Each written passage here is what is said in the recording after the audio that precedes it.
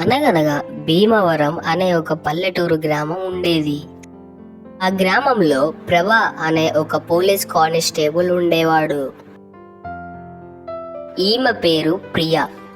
ప్రియా చాలా కష్టపడి పని చేస్తూ ఉండేది. ప్రభా చాలా మంచి పోలీస్ కానిస్టేబుల్. ఎప్పుడూ న్యాయం కోసం పోరాడుతూ ప్రజలకు సహాయం చేసేవాడు. ప్రియా, నీకు తెలుసు మనం ఎప్పటి నుంచో ఒక బైక్ షోరూమ్ పెట్టాలని అనుకుంటున్నాం. నువ్వు కొంచెం కష్టపడి పని చేసి కొంచెం డబ్బులు సంపాదించు. అలాగే అండి, నేను చాలా కష్టపడి డబ్బులు సంపాదిస్తాను. దీనితో మనం బైక్ షోరూమ్ పెడదాం. అలా ప్రభు మరియు ప్రియా బైక్ షోరూమ్ పెట్టాలన్న తపనతో ప్రియా వేరే వాళ్ళ ఇంట్లో పని మనిషిగా, వాళ్ళ వంట మనిషిగా గిన్నెలు రుద్దుతూ అక్కడి ఇల్లు పని చూసుకుంటూ డబ్బులు సంపాదించేది. అయ్యా పోలీస్ గారు, మన ఊర్లో ఒక దొంగ ప్రవహించాడు. వాడు చాలా దొంగ వెధవ, ప్రజలను మోసం చేస్తూ ఉన్నాడు. మీరే ఎలాగైనా ఈ సమస్యని తీర్చాలి. అలాగే నేను ఆ దొంగ విధవను పట్టుకొని జైల్లో వేస్తాను. మీరేమి కంగారు పడకండి, జాగ్రత్తగా ఉండండి. అలా ప్రభు ఆ దొంగ దగ్గరికి వెళ్ళి మర్యాదగా జైల్లోకి రమ్మని చెప్తాడు. కానీ ఆ దొంగ విధవ నేనేమీ తప్పు చెయ్యలేదు అని ప్రభువుని కత్తితో పొడిచి చంపేస్తాడు.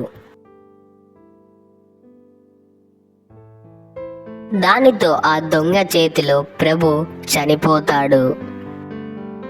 అయ్యో అయ్యో, మా ఆయన చనిపోయాడే, ఇప్పుడు ఎలా, ఏం చెయ్యాలి? అలా ప్రభు చనిపోవడంతో ప్రియా చాలా బాధపడుతుంది. నేను ఇప్పుడు బాధపడే ప్రయోజనం లేదు. ఎలాగైనా మా ఆయన కోసం ఒక బైక్ షోరూమ్ పెట్టి తన ఆత్మని శాంతించేలా చెయ్యాలి.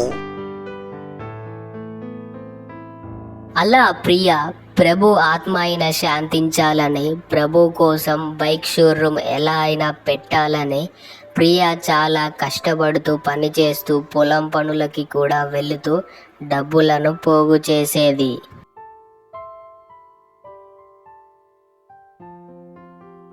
అలా ప్రియా వేరే వాళ్ళ ఇంట్లో వంట పనులు చేస్తూ మరియు పొలం పనులు చేస్తూ బైక్ షోరూమ్ పెట్టడానికి డబ్బులు రెడీ చేసి, నేను బైక్ షోరూమ్ కి కావలసిన డబ్బులను తయారు చేశాను. ఇప్పుడు వెళ్ళి మా ఆయన కోసం అయినా బైక్ షోరూమ్ పెట్టాలి. ఎలాగైనా నేను బైక్ షోరూమ్ పెడతాను. అలా ప్రియా సంపాదించిన డబ్బులు అన్ని ఒక మూటలో కట్టుకొని బైక్ షోరూమ్ రెంట్ తీసుకోవడానికి బజారుకు వెళ్ళింది. అలా ప్రియా బైక్ షోరూమ్ పెట్టాలన్న తపనతో వెళ్తుంటే ఒక బైక్ వచ్చి ప్రియాని గుద్దేస్తుంది. అలా ప్రియాకి కూడా చాలా దెబ్బలు తగిలి ప్రియా చనిపోతుంది. ప్రియా బైక్ షోరూమ్ పెట్టలేకపోయింది కాబట్టి ప్రియా ఇప్పుడు దయ్యంలా ఆత్మలా మారిపోయింది. నేను దయ్యంలా ఉన్నప్పుడైనా సరే బైక్ షోరూమ్ పెట్టి తీరాలి. ఎలాగైనా ప్రభు ఆత్మ శాంతించేలా చెయ్యాలి. అలా ఆ దయ్యం బైక్ షోరూమ్ పెట్టాలనుకుంటే ప్రజలందరూ ఆ దయ్యాన్ని చూసి భయపడి పారిపోయేవాళ్ళు. నేను చెప్పేది నిజం. మా ఆయన ఒక పోలీస్ కానిస్టేబుల్, కానీ చనిపోయాడు. ఆయన ఎప్పటి నుంచో బైక్ షోరూమ్ పెట్టాలనుకుంటున్నాడు. నన్ను చూసి భయపడకండి ప్లీజ్. అలా మొత్తానికి ప్రియా ఒక బైక్ షోరూమ్ ని పెట్టింది. ఆ దయ్యం చెప్పిన మాటలు విని ప్రజలందరూ ఆ బైక్ షోరూమ్ కి వచ్చి బైక్ కావలసిన వాళ్ళు కొనుక్కొని వెళ్ళేవారు. దానితో ప్రభు ఆత్మ మరియు దయ్యం కూడా చాలా సంతోషిస్తుంది. ప్లీజ్ మన వీడియో నచ్చినట్లయితే మన ఛానల్ని సబ్స్క్రైబ్ చేసుకొని వీడియోని లైక్ చేయండి. అనగనగా రాంపురం అనే ఒక చిన్న గ్రామంలో శ్రీరామ్ అనే ఒక పేద రైతు ఉండేవాడు. అతనికి 2 ఎకరాల పొలం ఉండేది. అతను రోజు అతని పొలం పనులు చూసుకుంటూ ఉండేవాడు.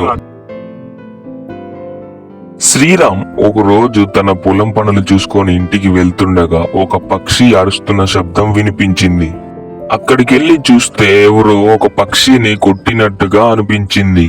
శ్రీరామ్కు ఆ పక్షిని చూసి బాధేసి ఆ పక్షికి ఎప్పుడూ మంచి చేస్తూ ఉండేవాడు. తను రోజు తన పని చూసుకొని ఒక పక్షి దగ్గరికి వెళ్లి ఆ పక్షికి నయం చేస్తూ ఉండేవాడు. అలా శ్రీరామ్ రోజు ఆ పక్షికి అలా చేయడం వల్ల ఆ పక్షి కొంచెం కోలుకుంటుంది.